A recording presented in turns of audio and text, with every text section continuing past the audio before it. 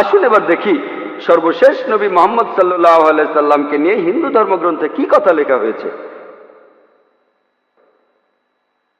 ভবিষ্য পুরাণায় উল্লেখ আছে 3 নম্বর পর্ব, 3 নম্বর খণ্ড, 3 অধ্যায়, 10 থেকে 27 নম্বর শ্লোক। বলা হয়েছে যে ম্লেচ্ছরা তারা আরবের ভূমিকে অপবিত্র করেছে, আর্য ধর্মকে সেখানে খুঁজে পাওয়া যায় না। এখানে কিছু শত্রু ছিল যারা অতীতে পরাজিত হয়েছে, কিন্তু এখন আরো শক্তিশালী শত্রু উপস্থিত হয়েছে। আমি একজন মানুষকে পাঠাবো যার নাম হবে মুহাম্মদ সাল্লাল্লাহু আলাইহি সাল্লাম।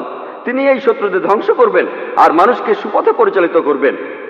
হে ভোজ রাজা, তুমি কখনোই সেখানে যাবে না যেখানে পিশাচদের রাজত্ব, কারণ আমি আমার করুণা দিয়ে তোমাদের হৃদয়কে পবিত্র করব।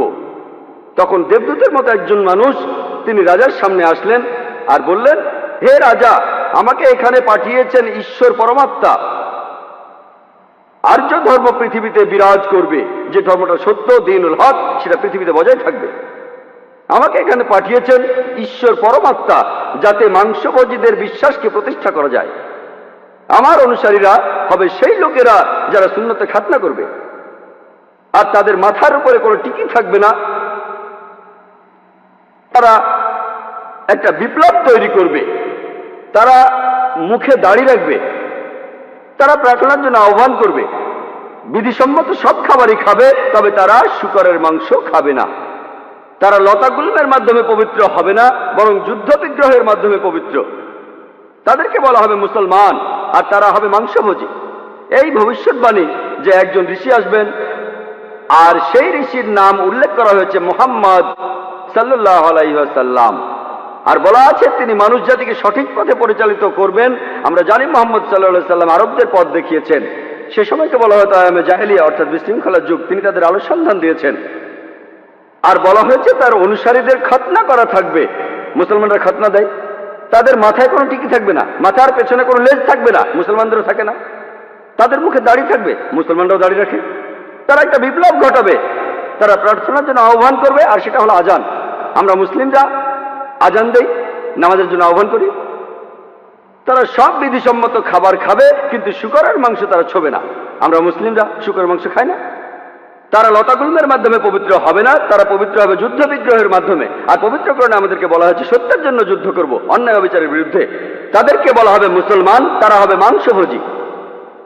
ভবিষ্য পুরাণের এই ভবিষ্যৎবাণী একেবারে পরিষ্কার ভাবে সর্বশেষ ও চূড়ান্ত নবী মুহাম্মদ সাল্লাল্লাহু আলাইহি সাল্লাম এবং তার অনুসারীদের কথা বলছে। মুহাম্মদ সাল্লাল্লাহু আলাইহি সাল্লামের নাম বিভিন্ন জায়গায় অনেকবার বলা হয়েছে, হাতে সময় নেই, সেজন্য ভবিষ্য পুরাণ থেকে কয়েকটা উদাহরণ দিচ্ছি। এই ভবিষ্যৎবাণী করা হয়েছে ভবিষ্য পুরাণের 3য় পর্ব, 3য় খণ্ড, 3য় অধ্যায়ের 5 থেকে 8 শ্লোকে। এছাড়া বলা আছে ভবিষ্য পুরাণের 3য় পর্বে 1ম খণ্ড, 3য় অধ্যায়ের 21 থেকে 23 নম্বর শ্লোকে।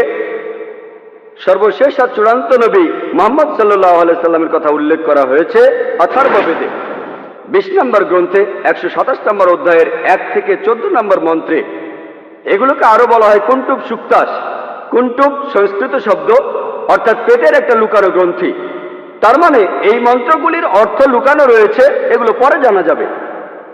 এখানে সবগুলো মন্ত্র নিয়ে আলোচনা করার মতো সময় নেই, আমি শুধু প্রথম 4টা মন্ত্র নিয়ে কিছু কথা বলবো। 1 নম্বর মন্ত্র বলছে তিনি হলেন নরসাংসা, তিনি হলেন কাওরামা, তিনি পরাজিত করবেন 60,090 জন শত্রুকে। 2 নম্বর মন্ত্র বলছে তিনি উটের পিঠে চড়বেন। 3 নম্বর মন্ত্র বলছে তিনি হলেন মামা ঋষি।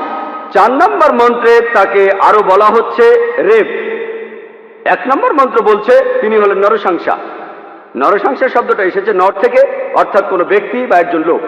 আর সাংসা অর্থ প্রশংসা, কারো প্রশংসা করা। তাহলে নরসাংসা অর্থ যে ব্যক্তিকে প্রশংসা করা হয়। আর আপনারা যদি মহানবী মুহাম্মদ সাল্লাল্লাহু আলাইহি সাল্লামের নামের ইংরেজি অনুবাদ করেন, যদি তার নামের ইংরেজি অনুবাদ করেন তার অর্থ যার প্রশংসা করা হয়, তাহলে নরসাংসা শব্দটার আরবি অনুবাদ করলে সেটা হবে মুহাম্মদ সাল্লাল্লাহু আলাইহি সাল্লাম। এখানে নামই উল্লেখ করা হচ্ছে। এরপর বলা হচ্ছে তিনি হলেন কাওরামা। এই কাওরামা শব্দটার একটা অর্থ সংস্কৃতিতে হলো শান্তির রাজপুত্র। আর মুহাম্মদ সাল্লাল্লাহু আলাইহি সাল্লাম শান্তির রাজপুত্র ছিলেন। আরেকটা অর্থ হলো যে বিদেশে যায়। হযরত মুহাম্মদ সাল্লাল্লাহু আলাইহি সাল্লাম হিজরত করেছিলেন মক্কা থেকে মদিনায়, তিনি বিদেশে গিয়েছিলেন। এছাড়া প্রথম মন্ত্রে আছে তিনি 60,090 জন শত্রুকে পরাজিত করবেন। আর সে সময় মক্কায় যেসব লোকজন থাকতো তাদের মধ্যে যারা নবীজির বিরুদ্ধে ছিল তাদের সংখ্যা আনুমানিকভাবে 60,000 জন। 2 নম্বর মন্ত্র বলছে যে তিনি উটের পিঠে চড়বেন।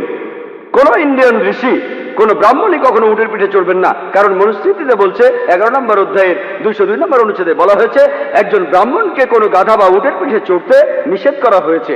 এতে বোঝা যাচ্ছে ইনি কোনো ইন্ডিয়ান ঋষি নন। 3 নম্বর মন্ত্র বলছে তিনি মামা ঋষি।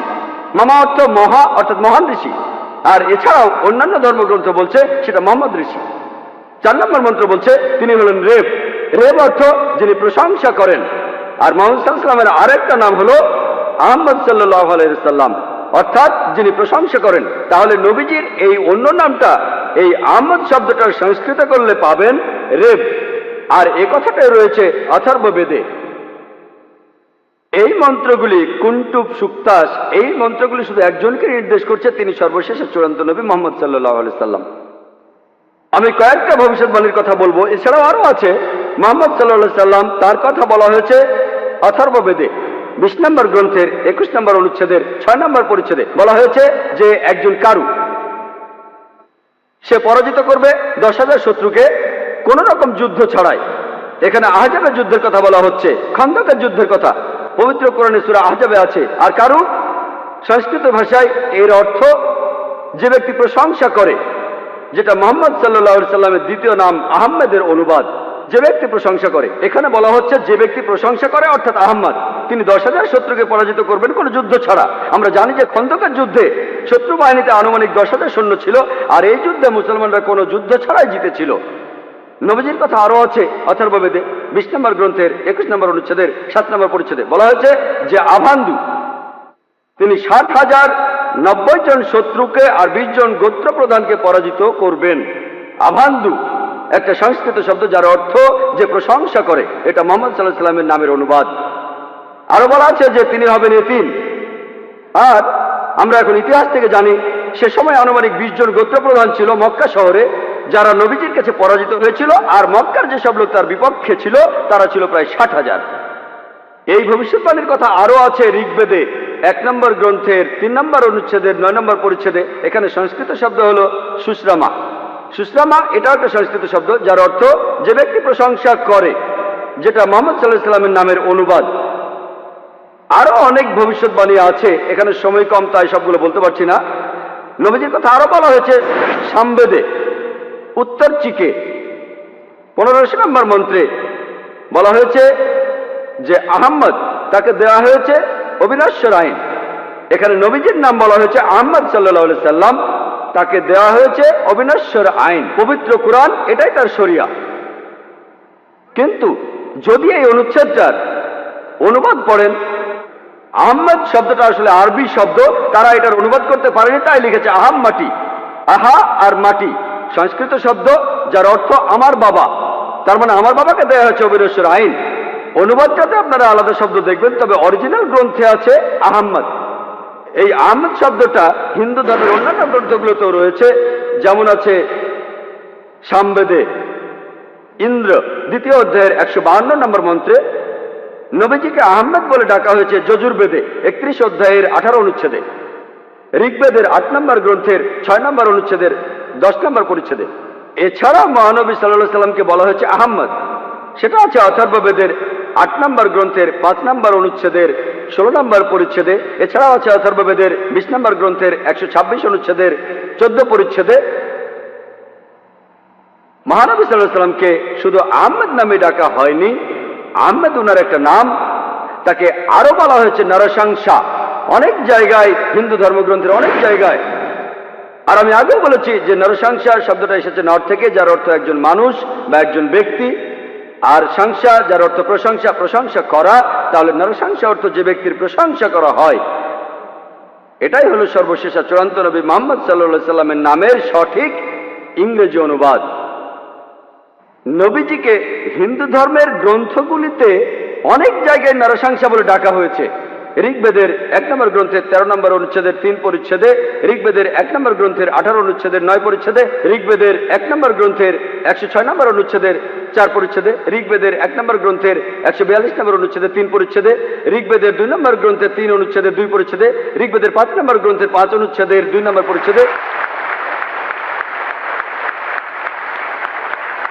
ঋগ্বেদের 7 নম্বর গ্রন্থের 2 অনুচ্ছেদের 2 নম্বর পরিচ্ছেদে, ঋগ্বেদের 10 নম্বর গ্রন্থের 64 অনুচ্ছেদের 3 পরিচ্ছেদে, ঋগ্বেদের 10 নম্বর গ্রন্থের 182 নম্বর অনুচ্ছেদের 2 নম্বর পরিচ্ছেদে, যজুর্বেদের 21 নম্বর অধ্যায়ের 31 অনুচ্ছেদে, যজুর্বেদের 21 নম্বর অধ্যায়ের 55 নম্বর অনুচ্ছেদে, যজুর্বেদের 20 নম্বর অধ্যায়ের 37 অনুচ্ছেদে, যজুর্বেদের 20 নম্বর অধ্যায়ের 57 নম্বর অনুচ্ছেদে, যজুর্বেদের 28 অধ্যায়ের 2 অনুচ্ছেদে, যজুর্বেদের 28 অধ্যায়ের 19 অনুচ্ছেদে, যজুর্বেদের 28 অধ্যায়ের 42 নম্বর অনুচ্ছেদে। এখানে শুধু রেফারেন্সগুলোই অনেকক্ষণ বলা যাবে। যেখানে নবী মুহাম্মদ সাল্লাল্লাহু আলাইহি ওয়াসাল্লামের নাম উল্লেখ করা হয়েছে তাকে বলা হয়েছে নরশংসা, অনেক জায়গায় বলা হয়েছে হিন্দু ধর্মগ্রন্থের। শুধু হিন্দু ধর্মগ্রন্থে মুহাম্মদ সাল্লাল্লাহু আলাইহি ওয়াসাল্লাম সম্পর্কে কি বলা আছে তার উপরই আমি একটা লেকচার দিতে পারবো। আমি শুধু আরেকটা ভবিষ্যৎবাণীর কথা বলবো কল্কি অবতার সম্পর্কে। আর নবীজিকে কল্কি অবতার বলা হয়েছে ভগবত পুরাণায় 12 নম্বর খণ্ড 2 নম্বর অধ্যায় 18 থেকে 20 নম্বর শ্লোকে বলা হয়েছে তিনি জন্মগ্রহণ করবেন যার ঘরে তার নাম বিষ্ণু ইয়াস, একজন মহাপ্রাণ ব্যক্তি যিনি শাম্বালা শহরের প্রধান, এবং তাকে যে নামে ডাকা হবে সেটা হলো কল্কি। 19 আর 20 নম্বর মন্ত্র বলছে যে তিনি হবেন এই পৃথিবীর সর্বময় প্রভু। তার থাকবে কিছু অসাধারণ চারিত্রিক গুণাবলী এবং তার থাকবে 8টি বিশেষ বৈশিষ্ট্য। 8টি বিশেষ বৈশিষ্ট্য তাকে দেয়া হবে একটি বাহন, একটি ঘোড়া, দেবদূত নিয়ে আসবে, আর তিনি একটি ঘোড়ায় চড়বেন, তার হাতে থাকবে তরবারি, তিনি শত্রুদের পরাজিত করবেন আর ফেরেশতারা তাকে সাহায্য করবে। এছাড়াও বলা আছে ভগবত পুরাণায় 1 নম্বর খণ্ডে 3 নম্বর অধ্যায়ের 25 নম্বর শ্লোকে যে তিনি জন্মগ্রহণ করবেন কলিযুগে। কল্কি অবতার জন্ম নেবেন কলিযুগে, যে সময় রাজারা ব্যবহার করবে ডাকাতের মতো। আর তিনি জন্মগ্রহণ করবেন বিষ্ণু ইয়াসের ঘরে এবং তার নাম হবে কল্কি। একই কল্কি অবতারের নাম উল্লেখ করা হয়েছে কল্কি পুরাণায় 2 নম্বর অধ্যায়ের 4 অনুচ্ছেদে। বলা হয়েছে যে তিনি জন্মগ্রহণ করবেন বিষ্ণু ইয়াসের ঘরে। কল্কি পুরাণা 2 নম্বর অধ্যায়ের 5 অনুচ্ছেদে বলছে তাকে সাহায্য করবে তার 4 জন সহচর তার ধর্ম প্রচার করতে। কল্কি পুরাণা 2 নম্বর অধ্যায়ের 7 অনুচ্ছেদে বলা হচ্ছে যে দেবদূতরা তাকে যুদ্ধক্ষেত্রে সাহায্য করবে। কল্কি পুরাণা 2 নম্বর অধ্যায়ের 11 অনুচ্ছেদে বলছে যে তিনি জন্মগ্রহণ করবেন বিষ্ণু ইয়াসের ঘরে এবং সুমতির গর্ভে। আর কল্কি পুরাণা 2য় অধ্যায়ের 15 অনুচ্ছেদ বলছে যে তিনি মাদল মাসের প্রথম অর্ধাংশে জন্ম নেবেন। শুধুমাত্র কল্কি অবতারের উপরে একটা লেকচার দেওয়া যায়। আমি এখানে সংক্ষেপে কয়েকটা পয়েন্ট বলছি। এই ভবিষ্যৎবাণী এগুলো বলছে। 1 নম্বর পয়েন্ট, বলা হয়েছে যে কল্কি অবতার তার বাবার নাম সেটা হবে বিষ্ণু ইয়াস। বিষ্ণু ইয়াসের অর্থ দাঁড়াবে যে বিষ্ণুর উপাসনা করে, যে ঈশ্বরের উপাসনা করে। আর আমাদের প্রিয় নবী মুহাম্মদ সাল্লাল্লাহু আলাইহি ওয়াসাল্লামের বাবার নাম ছিল আব্দুল্লাহ। এটার অর্থ যে আল্লাহর উপাসনা করে, যে ঈশ্বরের উপাসনা করে। 2 নম্বর পয়েন্ট, কল্কি অবতার যে মায়ের গর্ভে জন্মাবে তার নাম হবে সুমতি। যদি আপনি সুমতি শব্দটার ইংরেজি অনুবাদ করেন অর্থ দাঁড়াবে শান্তি। আর আমাদের নবীজির মায়ের নাম ছিল আমিনা, যার ইংরেজি অর্থ করলে দাঁড়ায় শান্তি।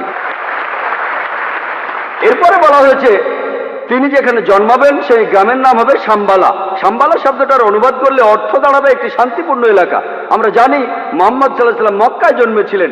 মক্কার আরো একটা নাম ছিল দারুল আমান, অর্থাৎ কোনো একটি শান্তিপূর্ণ এলাকা। তাহলে একথাও বলা আছে যে তিনি মক্কায় জন্মাবেন। এছাড়া বলা আছে যে তিনি জন্মগ্রহণ করবেন শাম্বালা শহরের প্রধানের ঘরে। আমরা জানি যে তিনি মক্কার প্রধান ব্যক্তির ঘরে জন্মেছিলেন। তিনি মক্কার প্রধান ব্যক্তির ঘরে জন্মেছিলেন, কুরাইশ গোত্রে জন্মেছিলেন। আরো বলা আছে তিনি মাধব মাসের প্রথম অর্ধাংশে 12 তারিখে জন্মাবেন। আমরা জানি যে মুহাম্মদ সাল্লাল্লাহু আলাইহি সাল্লাম রবিউল আউয়াল মাসে প্রথম অর্ধাংশে জন্মেছিলেন 12 তারিখে। এই ভবিষ্যৎবাণী যে তিনি মাধব মাসের 12 তারিখে জন্মাবেন, এটার অর্থ রবিউল আউয়াল মাসের 12 তারিখে। এছাড়া আরো বলা আছে যে এই কলকি অবতার তিনি হবেন সর্বশেষ ঋষি। ঠিক এই কথাটাই কোরআনে আছে, সূরা আহজাবের 40 নম্বর আয়াতে উল্লেখ করা আছে যে মা কানা মুহাম্মাদুন আবা আহাদিম মির রিজালিকুম ওয়ালাকিন রাসূলুল্লাহ ওয়া খাতামুন নবিয়্যিন ওয়া কানা আল্লাহু বিকুল্লি শাইইন আলিমা। এর অর্থ মুহাম্মদ সাল্লাল্লাহু আলাইহি সাল্লাম তোমাদের মধ্যে কোনো পুরুষের পিতা নহেন, বরং তিনি হলেন আল্লাহর রাসূল এবং তিনি হলেন এই পৃথিবীর চূড়ান্ত নবী, তিনি শেষ নবী। নিশ্চয়ই আল্লাহ সর্ববিষয়ে জ্ঞাত। আরো বলা আছে যে এই কলকি অবতার জ্ঞান আরোহণ করবেন পরশুরামের কাছ থেকে, অর্থাৎ মহান স্রষ্টা একটা পাহাড়ের উপর। আমরা জানি মুহাম্মদ সাল্লাল্লাহু আলাইহি সাল্লাম প্রথম আয়াতটা তিনি পেয়েছিলেন গারে হেরায়, জাবলে নূরে, অর্থাৎ নূরের পাহাড়ে, গারে হেরায়। এখানে আরো বলা আছে যে তিনি এরপর উত্তরে গিয়ে আবার ফিরে আসবেন। আমরা জানি মুহাম্মদ সাল্লাল্লাহু আলাইহি সাল্লাম মক্কা থেকে উত্তর হিজরত করে মদিনায় গিয়েছিলেন, তারপর মক্কা জয় করে ফিরে এসেছিলেন। আরো বলা আছে যে এই কলকি অবতার তিনি পুরো পৃথিবীর মানুষের জন্য একটি দৃষ্টান্ত। তার চরিত্র হবে একেবারে নিষ্কলঙ্ক। আল্লাহ পবিত্র কোরআনে বলছেন, সূরা কালামের 4 নম্বর আয়াতে উল্লেখ করা আছে যে অবশ্যই তুমি অধিষ্ঠিত হইবে সর্বোচ্চ মহান চরিত্রে। এছাড়াও বলা আছে যে কলকি অবতারের 8টি বিশেষ গুণ থাকবে। কলকি পুরাণা এবং ভাগবত পুরাণায় এই 8টি বিশেষ গুণ হল জ্ঞান, আত্মসংযম, অভিজাত বংশ, রিভিল নলেজ, সাহস, দানশীলতা, মহানুভবতা আর পরিমিত কথা। আর নবী মুহাম্মদ সাল্লাল্লাহু আলাইহি সাল্লামের এই 8টা গুণের সবগুলোই ছিল। এছাড়া আরো বলা আছে যে তিনি হবেন এই পৃথিবীর শিক্ষক। আল্লাহ পবিত্র কোরআনে বলছেন, আর সূরা সাবার 28 নম্বর আয়াতে উল্লেখ করা আছে, ওয়ামা আরসালনাকা ইল্লা কাফাতাল লিন-নাস বাশীরা ওয়া নাযীরা। আমি তো তোমাকে সমগ্র মানব জাতির জন্য প্রেরণ করিয়াছি তাহাদের সংবাদদাতা ও সতর্ককারী রূপে, কিন্তু অধিকাংশ মানুষই তাহা জানে না। এরপর আরো বলা আছে যে এই কলকি অবতার তাকে সর্বশক্তিমান ঈশ্বর একটি বাহন দেবেন। আমরা জানি মুহাম্মদ সাল্লাল্লাহু আলাইহি সাল্লাম তিনি বোরাকে চড়েছিলেন, বোরাকে চড়ে তিনি মিরাজে গিয়েছিলেন, আল্লাহর কাছে গিয়েছিলেন। আরো বলা আছে এই কলকি অবতার ঘোড়ায় চড়বে আর হাতে তরবারি থাকবে। আমরা জানি মুহাম্মদ সাল্লাল্লাহু আলাইহি সাল্লাম যত যুদ্ধ হয়েছিল বেশিরভাগ যুদ্ধে তিনি ছিলেন, বেশিরভাগ যুদ্ধ ছিল আত্মরক্ষার উদ্দেশ্যে। আর যদিও তিনি সবার নেতা ছিলেন, তবুও সব যুদ্ধেই তিনি ছিলেন, সেখানে ঘোড়ায় চড়েছিলেন আর তিনি ডান হাতে একটা তরবারি ধারণ করতেন। এরপর আরো বলা আছে যে এই কলকি অবতারকে সাহায্য করবে 4 জন সহচর, যাতে সত্যের ধর্ম তিনি প্রচার করতে পারেন। বোঝাই যাচ্ছে এখানে বলা হচ্ছে 4 খলিফার কথা, খোলাফায়ে রাশিদিন, হযরত আবু বকর, হযরত ওমর, হযরত ওসমান, হযরত আলী, আল্লাহ তাদের সবার উপর সন্তুষ্ট হন। পরে তারা হয়েছিলেন খোলাফায়ে রাশিদিন, সঠিক নির্দেশ পালনকারী ইসলামের খলিফা, ইসলামকে ছড়িয়ে দিয়েছেন। আরো বলা আছে যে এই কলকি অবতার শত্রুকে পরাজিত করবে আর মানুষকে সঠিক পথে নিয়ে আসবে। আমরা জানি মুহাম্মদ সাল্লাল্লাহু আলাইহি সাল্লাম শত্রুকে পরাজিত করেছিলেন আর আরবদের তিনি আয়ামে জাহেলিয়া থেকে, অজ্ঞতার যুগ থেকে সত্যের পথে এনেছিলেন। আরেকটা কথা বলা আছে যে দেবদূতরা তাকে যুদ্ধের ময়দানে সাহায্য করবে। আমরা জানি মুহাম্মদ সাল্লাল্লাহু আলাইহি সাল্লামকে ফেরেশতারা বিভিন্ন যুদ্ধে সাহায্য করেছিলেন, যেমন বদরের যুদ্ধে। পবিত্র কোরআনেও আছে, সূরা আল ইমরানের 123 থেকে 25 নম্বর আয়াতে উল্লেখ আছে। এছাড়াও সূরা আনফালের 8 এবং 9 নম্বর আয়াতে উল্লেখ আছে। তাহলে এই কলকি অবতারের ভবিষ্যৎবাণীর সাথে আর কাউকে মেলানো যায় না, শুধু মেলানো যায় সর্বশেষ ও চূড়ান্ত নবী মুহাম্মদ সাল্লাল্লাহু আলাইহি সাল্লামকে।